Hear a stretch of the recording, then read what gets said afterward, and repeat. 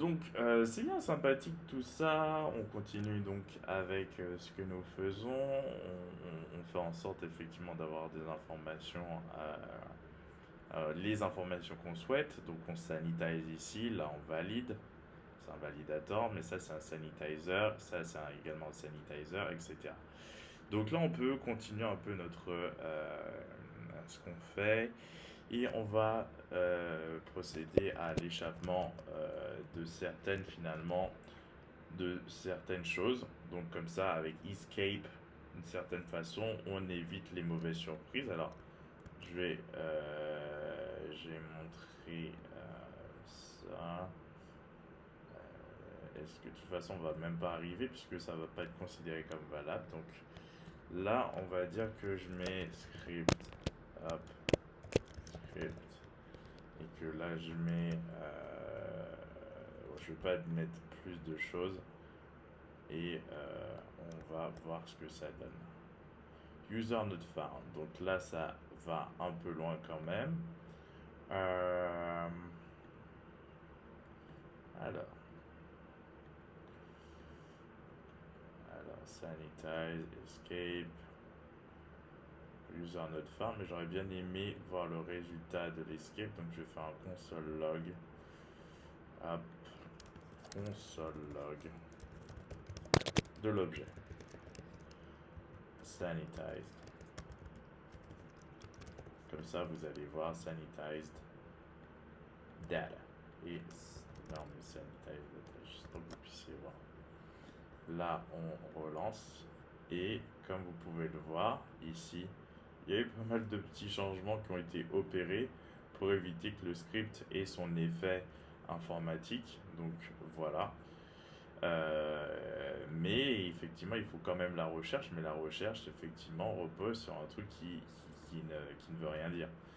Mais au moins, vous voyez qu'il y a eu un changement qui a été opéré grâce à l'escape qui a transformé certains caractères pour éviter effectivement de leur donner leur pouvoir informatique. Donc voilà. Donc ça c'est plutôt cool. Donc on va garder ça, on va épurer un peu notre chose. Donc escape c'est plutôt cool. Ensuite qu'est-ce qu'on va faire? On va mettre un petit euh, string. On pourrait vérifier que c'est une chaîne de caractères, mais quasiment à ce niveau-là. Is string, et si c'est pas une string, on barre directement, c'est-à-dire on dégage de là et on n'a même pas besoin de continuer à faire des traitements, etc. Ça a intérêt à être une chaîne de caractères et si c'en est pas une, et ben on dégage. Voilà, c'est ce qu'on dit. Donc, si je mets par exemple pas une chaîne de caractères, vous allez voir ce qui va se passer. Et alors, j'ai pas sauvegardé. Et là, je vais mettre justement 23 machin. Là, on va dégager direct.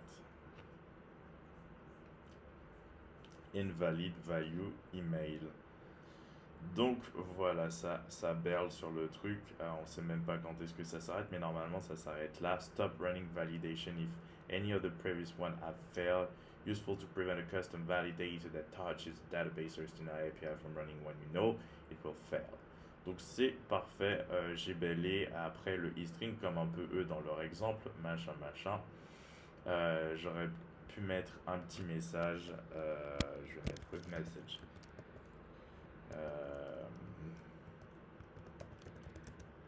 Belling cause it's not a string.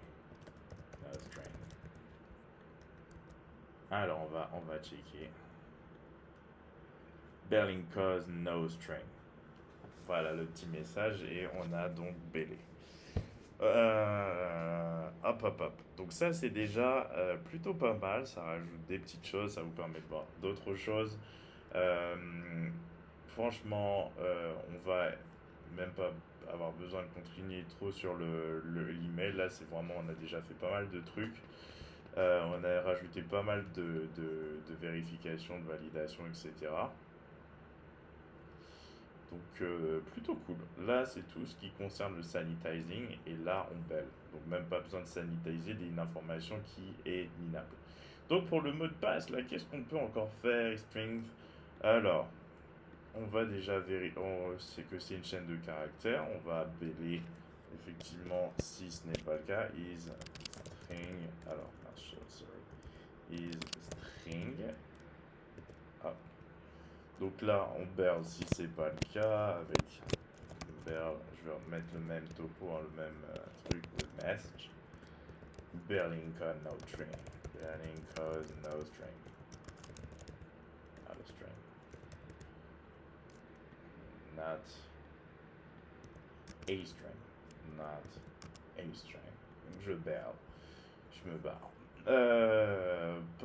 Pop. Ensuite, si tout se passe bien, stream, ok. Même pas besoin de. Quoique, si on aurait pu échapper, si jamais une petite magouille là. Escape. On va checker ça tout à l'heure. Donc, on fait le même traitement pour la sanitisation. Alors, maintenant, on peut vérifier que la length est bien celle qu'on a mise. Alors, si vous regardez mon type, c'est-à-dire qui correspond au site qui sera vu par nos clients.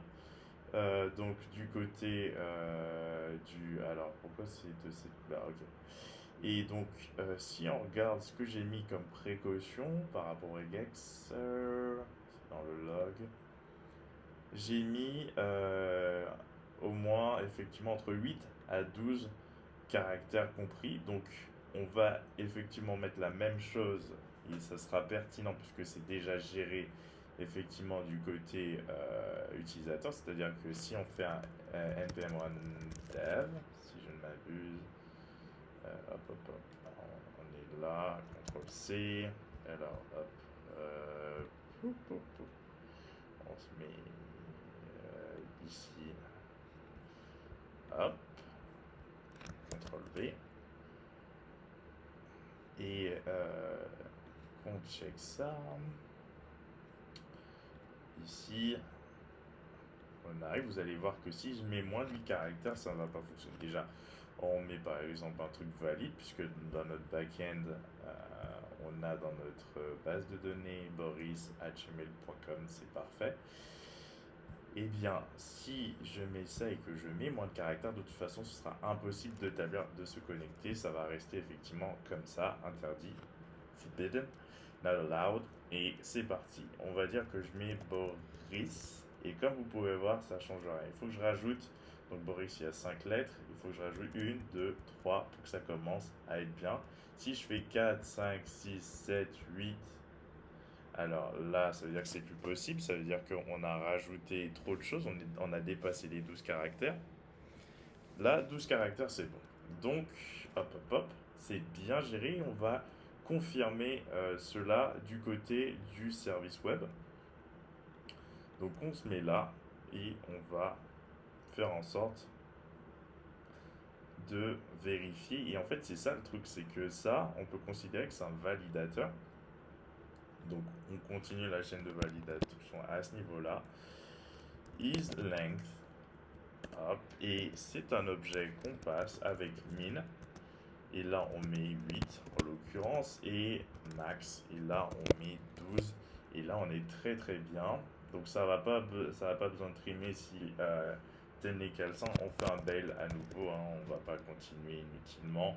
J'ai mis 2 berles, c'est pas grave, ça fonctionne bien. Donc, j'ai mis la chose, berling, et je vais mettre même un petit message with message. Et là, berling cause password too short or too long or too big.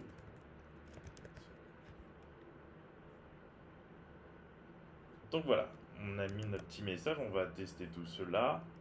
C'est parti. Alors, on va éviter de bêler inutilement là, boris@gmail.com. Et pour le mot de passe, on va mettre Boris. Donc c'est, comme je l'ai dit, 5 caractères. On a prévu du côté du navigateur et du côté effectivement de notre service que c'était 8 minimum. Berling cause password too short or too big. Donc ça a bêlé au bon moment. On est très bien. Maintenant, on va voir si ça berle. On va mettre Patricia. Normalement, évidemment, ça passe, puisque là, ça nous fait bien les 8 caractères minimum. Et là, effectivement, on a notre réponse. En plus, je vois qu'on est arrivé du côté du console log de sanitisation que j'ai prévu dans le contrôleur de user après, effectivement, le checker. Donc, ça veut dire que tout s'est bien passé. Euh, voilà. Donc ça, c'était déjà une petite chose. On va poursuivre dans une prochaine vidéo.